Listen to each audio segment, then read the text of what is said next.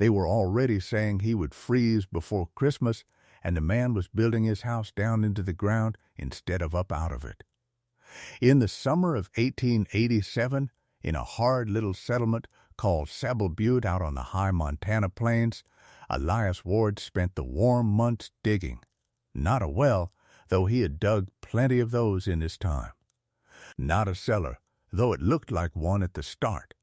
He was digging his whole house back into the face of a south hillside, cutting a room out of the raw bank and heaping the earth back over it, burying the roof and 3 walls under 2 feet of tamped ground and sod until the thing all but vanished into the hill.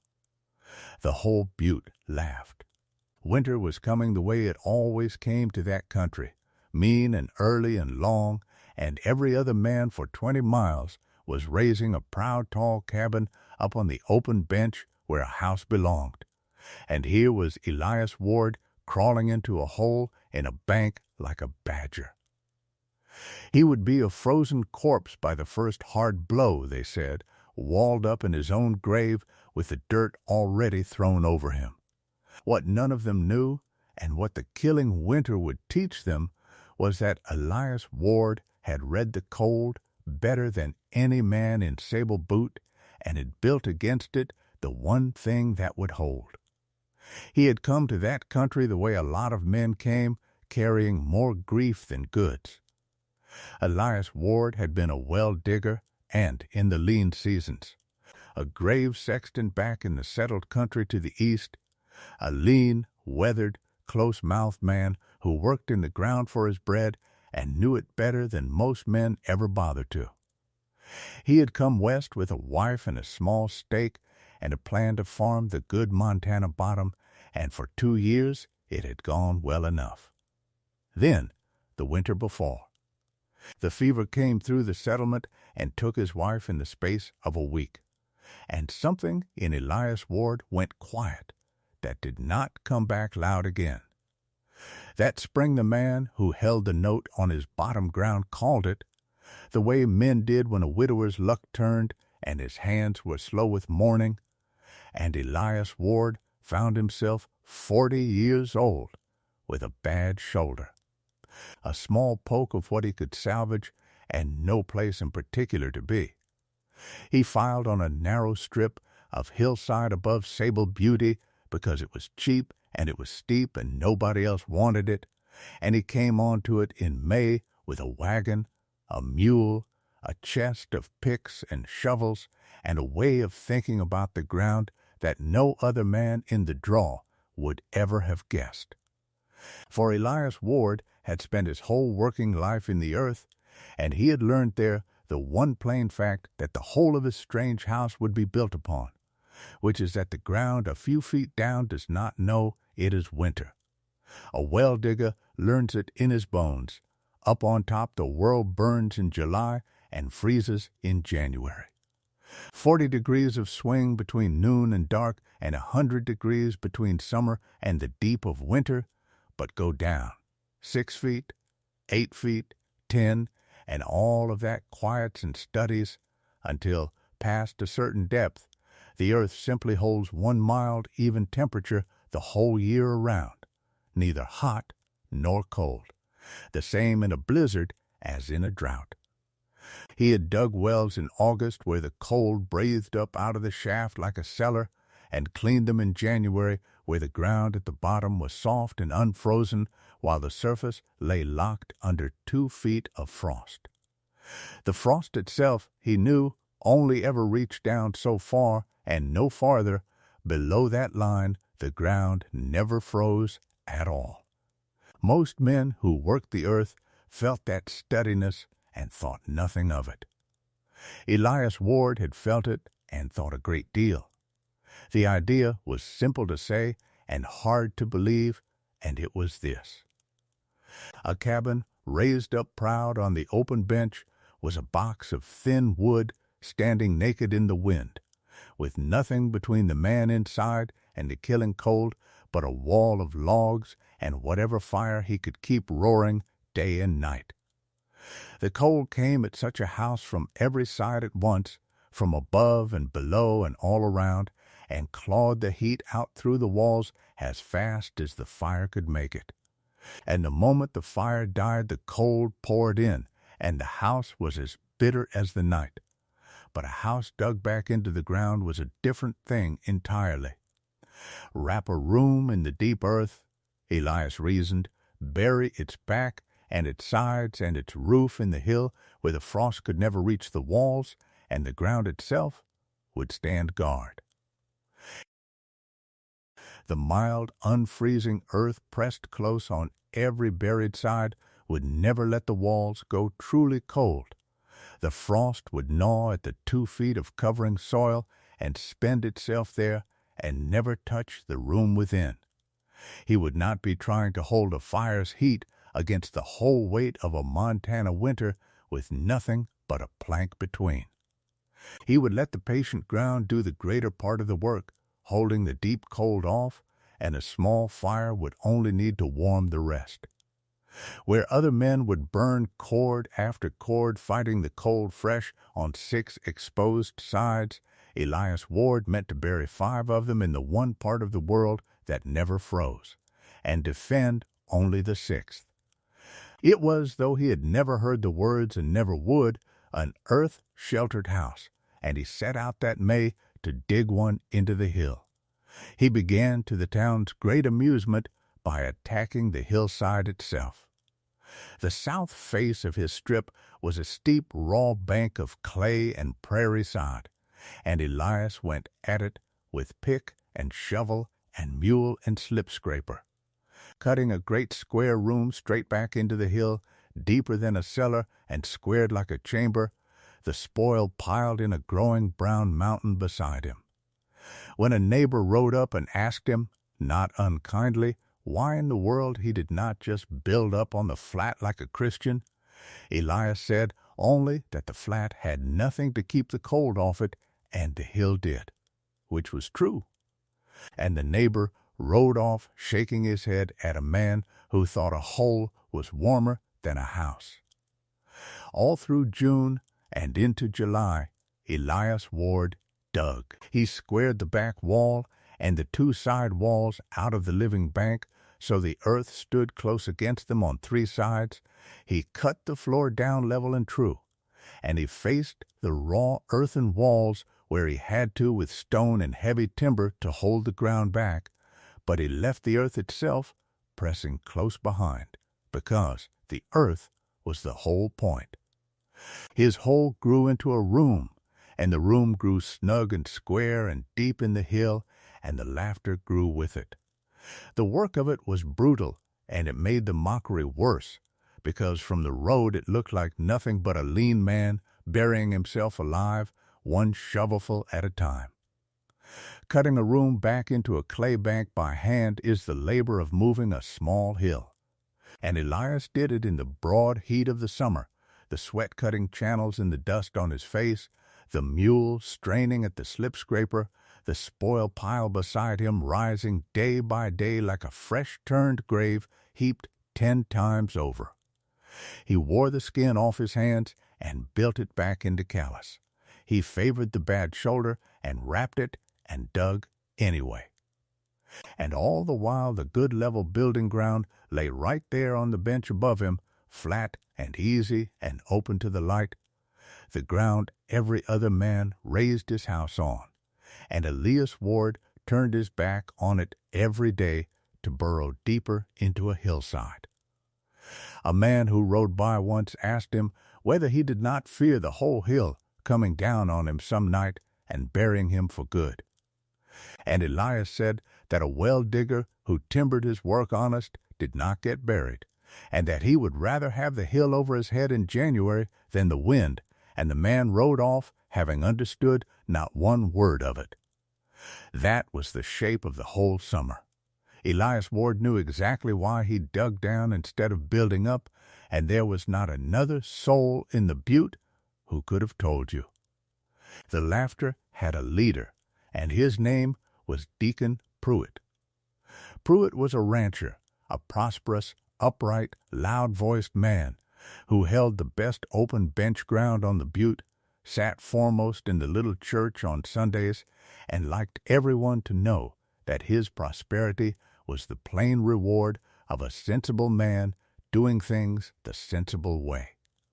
He had looked at Elias Ward's poor steep strip with a buyer's eye and offered early on to take it off the widower's hands for a few dollars and spare him a hard winter, and when Elias declined, evenly and without heat, Pruitt had taken it as a queering gratitude from a man with nothing. So Pruitt led the mockery, and he did it with a churchman's gift for the cutting phrase. He would stand outside the settlement store with the other men and watch the dirt fly from Elias's hillside and remark that it was a sad thing to see a man dig his own grave in the summer and then have to lie in it come winter, and the men would laugh, and Pruitt would say the Lord meant men to walk upright in the light, not to den up in the dark like the beasts that perish. It went around the country. Elias Ward, the badger. Elias Ward, the man building his own tomb, who would freeze in the dirt while sensible men lived in proper houses up in the light. Elias let them talk, because a laughing settlement is a settlement that leaves a man alone to work, and the work was long. When his room was dug, he built. Across the open south face of it, the one side he had left unburied, turned to catch the low winter sun, he raised a stout front wall of squared logs and set into it a low door and 2 small windows, and into those windows, at real cost, he fitted glass, freighted in at a price that made the store loafers whistle. For a widower with $12 to his name to be glazing a hole in a hill. But Elias knew what the glass was for.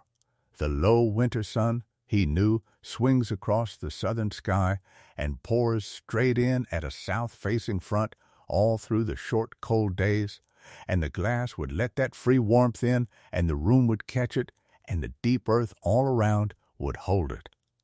He set the front to face the winter sun square. Then he turned to the roof, and the roof was the strangest part of all, and gave the whole country its best laugh yet, because Elias Ward built a good stout roof of heavy timber and plank over his room, and then deliberately buried it. He heaped earth over the planking, a foot of it, and then 2, and laid sod over the earth, grass side up, and tamped it down. Until the roof of his house was a green hillside, you could have walked a horse across without knowing a room lay beneath. From above and behind, the house was simply gone, swallowed into the bank. Only the low log front, with its glinting glass, showed that anyone lived there at all. The men who watched him bury his own roof were sure now that grief had finished what poverty began. Deacon Pruitt told it at the store that the widower had roofed his house with a graveyard and then sodded it over neat, and folks came out on Sunday drives just to look at the green mound where a fool had planted himself. What they were looking at, and could not see, was the finest part of the whole design. A bare plank roof would bleed a house's heat straight up into the black winter sky faster than any wall lost it. Elias Ward's buried roof gave the rising heat nowhere to go but back down into the room, and gave the frost a 2-foot depth of earth to bite into and fail in. He had wrapped his house in the ground on 5 sides out of 6, roof and back and both flanks and the floor, and left only the glazed south front to face the weather, and even that he had aimed at the sun. He had buried everything the cold could reach, and defended only what he could not bury. It was as complete a piece of cold country reasoning as the territory had ever seen dug into a hill, and the whole of Sable Butte drove out on Sundays to laugh at it. By the middle of October, the country began to turn, and Elias Ward got his first small proof, though he was the only man alive who saw it. The nights came down hard and clear the way they do on the high plains before the snow, the ground crackling with early frost, water skimming with ice in the mule's trough by dawn. On one such night, with the frost heavy enough to whiten the grass and kill the last of the garden, Elias set a wide crock of milk and a pail of water on the packed earthen floor of his finished house, banked his small fire down to coals, and rolled into his blankets. The cold outside that night went well below freezing. The puddles in the yard froze solid, and the trough grew a lid of ice a finger thick. In the morning, Elias Ward crouched and looked at his crock and his pail, and the milk had not soured to ice, and the water had not frozen. It had not even skinned. It sat there liquid, and faintly cool, and no colder, the deep earth of the walls and floor holding the room at the mild, steady warmth the ground itself never lost. While a hand's breadth away outside the log front, the world had gone to iron. He did not smile much, Elias Ward, not since the winter he had lost her, but he smiled at that.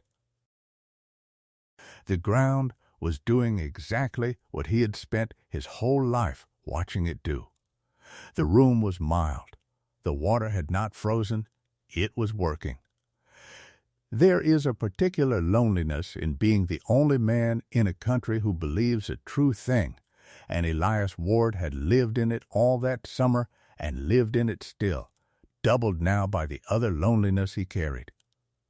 On the hard, clear nights of that late autumn, with the first proof behind him and the great test still ahead, he would sit on the packed earthen floor with a little fire banked to almost nothing and go back over the whole of it in his mind, the way a man checks a sum he has staked his life on. He had no book to tell him it would work.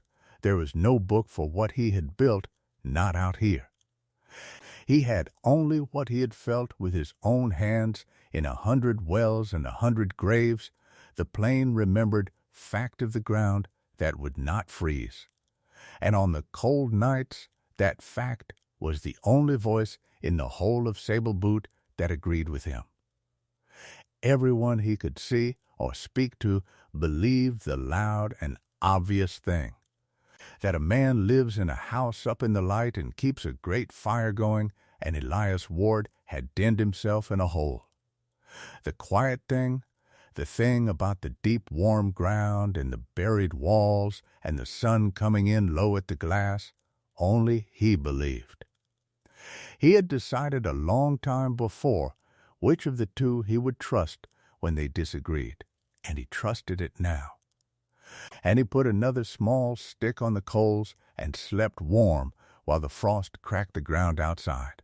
He told no one, because there was no one who would have believed him, and Pruitt would only have found a fresh sermon in it, and besides, Elias Ward was not a man who needed the settlement to agree with him before a thing was true.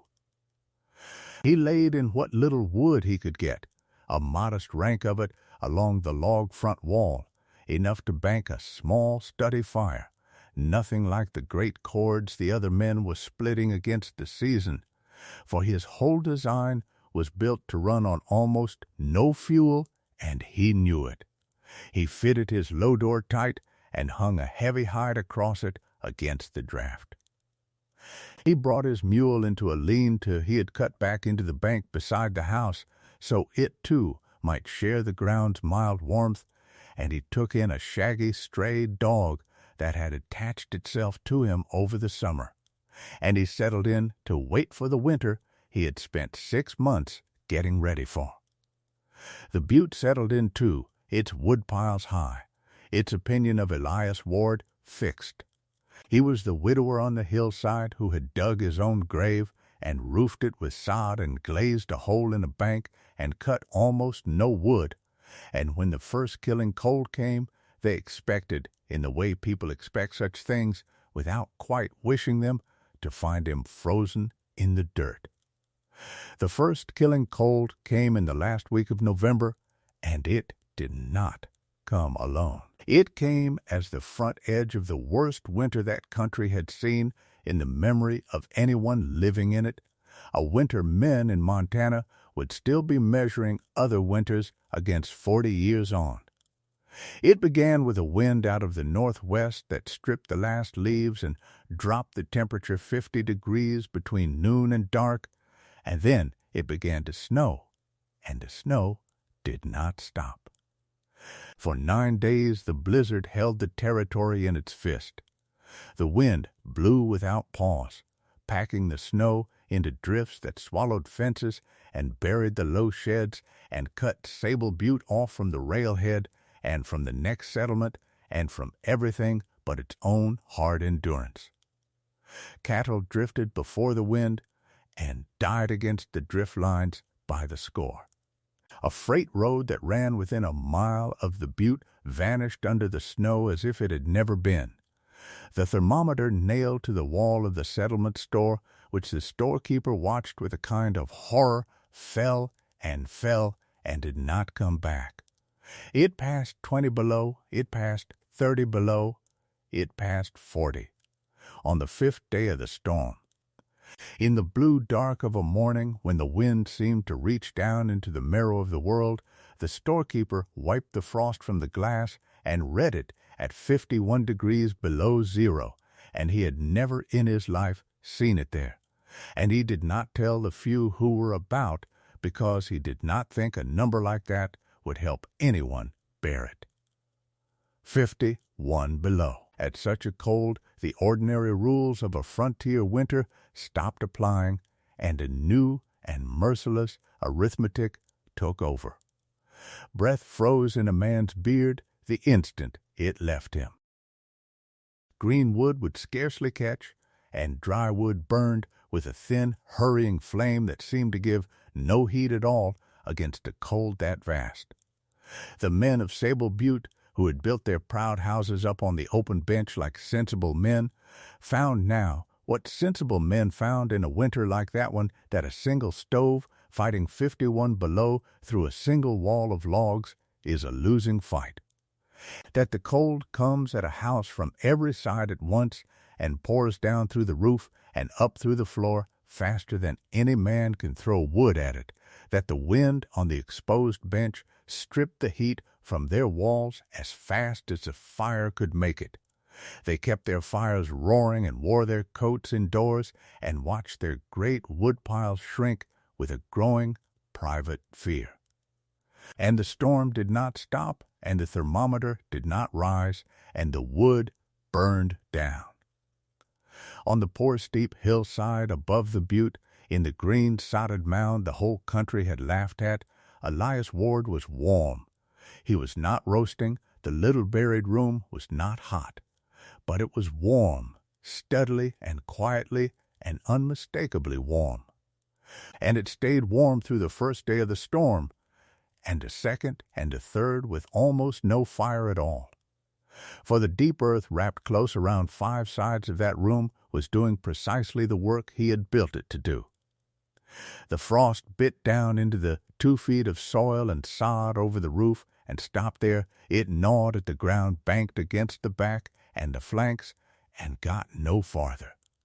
And the mild, unfreezing earth beyond, which did not know it was winter, held the buried walls at its own steady temperature and would not let the killing cold reach them.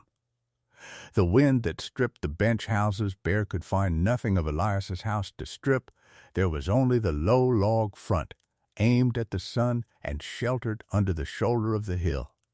And the storm howled over the buried roof and found only grass and snow.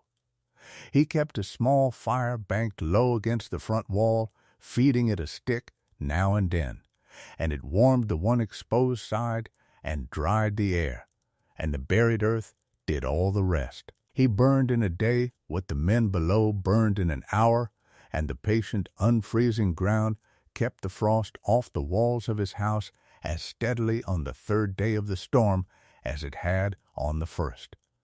The storm gave him no reason to trust it, and every reason to doubt, and still the earth held.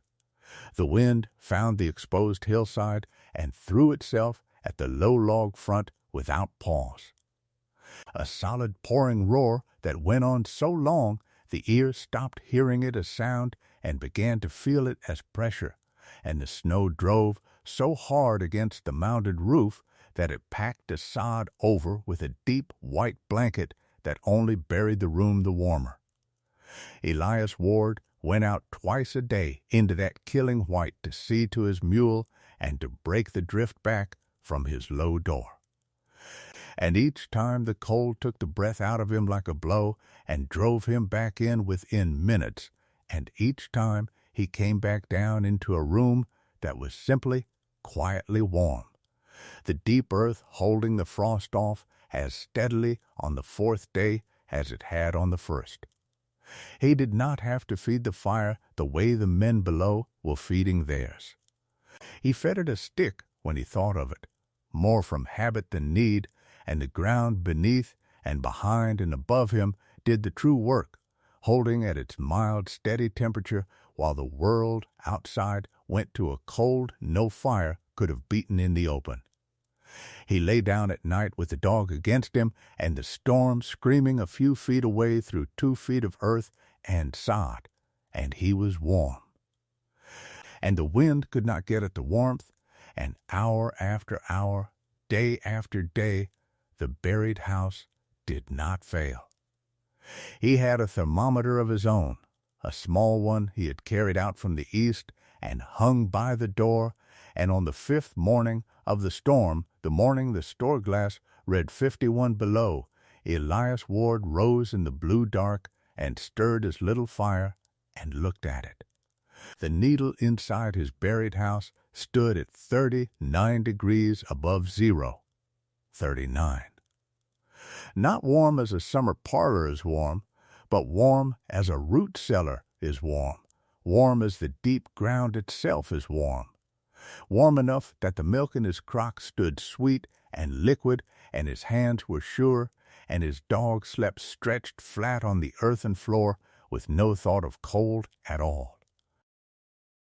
39 degrees inside against 51 below outside, a gulf of 90 degrees held across 2 feet of earth and sod and the whole patient depth of the hill, by one small fire, in the worst blizzard the territory had ever thrown. Elias Ward stood a while looking at the needle, and then he put another small stick on the coals and let the storm scream. Because the ground was doing the screaming cold no favors, and the room was warm, and the milk had not frozen, and it was working exactly, as he had known 6 months before that it would. Down in the draw, the reckoning had come to Deacon Pruitt. Pruitt had cordwood, a great deal of it, more than most, and he had burned through the better part of it in 7 days of trying to hold his big, fine bench house against the cold, and on the 8th day, with the storm still howling, and the wood run low, and his stove for the first time going gray and cold at its heart, the loud, upright man who had led all the laughing understood that he was in real danger, and that the nearest help in that white and screaming world was on the hillside he had mocked. It cost him something to go. He waited until he had to, until the cold in his own fine rooms had a killing edge to it, and then he wrapped himself in every hide he owned and put his head down into the wind and fought his way up the buried road to the widower's mound, half frozen. Not sure the man would even answer, not sure the man was even alive under all that sod. He came against the low door, and he beat on it with a numb fist, and the hide swung back, and the door opened, and warmth rolled up out of the hillside into the storm like something solid. Pruitt stood in the low doorway and could not speak at first, and it was not only the cold that stopped his mouth. He stepped down onto the packed earthen floor of Elias Ward's buried house, and he felt the warmth of it come straight up through his frozen boots, felt the whole room hold a steady, living heat with no roaring stove anywhere in it, only a small fire banked low and quiet against the front wall, and he looked at the dog asleep, and stretched flat on the warm earth. And at the crock of sweet unfrozen milk, and at the little thermometer by the door reading 39 degrees while the world outside stood at 51 below. And Deacon Pruitt, rancher, owner of the best bench ground on the Butte, leader of all the mockery, understood at last what he had been laughing at all summer long. He was quiet a moment. Then he took off his frozen cap and he said the only thing there was to say. "You put your house where the cold couldn't reach it," he said, slow, and it held. Elias Ward said that it had. Pruitt stood on the warm floor a while longer, with the thawing coming painful into his hands, and he said, lower, that he had been a fool about the hillside and about the man, and that he had said hard things from the church steps he had no business saying.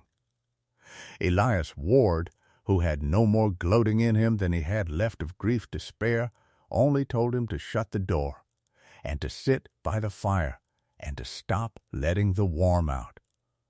He kept Deacon Pruitt through the last day of the storm, and 2 others from the Butte who came up the road behind Pruitt once the word of the warm house on the hillside went down, and the small buried room that was built to hold 1 man and a dog held 4 men, and the dog and the mule in the bank leaned to besides. And it stayed warm through all of it on almost no wood. Because the heat was not in the fire, the heat was kept out of the reach of the cold, and the deep ground held it the way it had held it all along.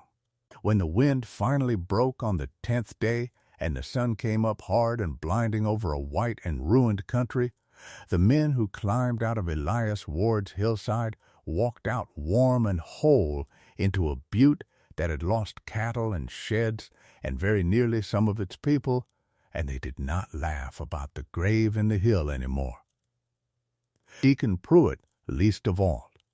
He went home to his cold, fine house and his burned-out woodpile a changed man about a great many things. And in the spring, quietly, he came up the hillside and asked Elias Ward to show him how the house was dug, and Elias Ward showed him. Word of the warm house got around the country the way the laughter once had, only slower and more careful.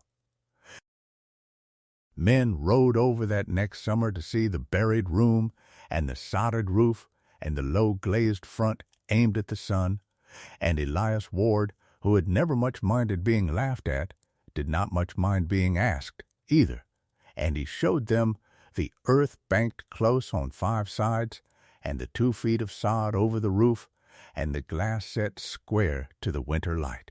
And he told them, in his short way, the thing he had known since the first well he ever sank, that the ground a few feet down does not know it is winter, and that a man who builds down into that steady warmth can beat a killing cold on a handful of wood, while a man who builds up naked to the wind will freeze anyway. A few of them dug houses into the banks like his. Most did not, because it was long, hard, strange work, and most men would rather stand up in the light and freeze than den down in the dark and live. But the ones who dug them blessed them. And the story of the winter of 1887, the winter of 51 below, when the widower in the hillside stayed warm and the men who laughed came knocking, was told in Sable Butte for as long as there was a Sable Butte to tell it. They had called him a fool for digging his own grave while wiser men built up in the light, and in a way the wiser men had looked the wiser, right up until the cold asked its real question. For a hard winter does not care how proud a house stands or how high its woodpile is stacked. It asks only one thing of every idea a man ever had, which is whether the idea will hold when the temperature falls far enough, and most ideas will not. Elias Ward had spent a whole summer answering that question before it was ever asked, digging down into the one part of the world that never freezes and pulling the warm ground up around him like a blanket. And when the killing winter came and asked, his answer was already made, and it was warm and it held. As the old well diggers used to say, of the ground that stays soft and mild long after the surface is locked to iron, the frost only reaches so far, and a wise man makes his home below its line. Elias Ward had made his home below the frost line, and on the morning it fell to 51 below. The patient earth all around him never once let the cold come in.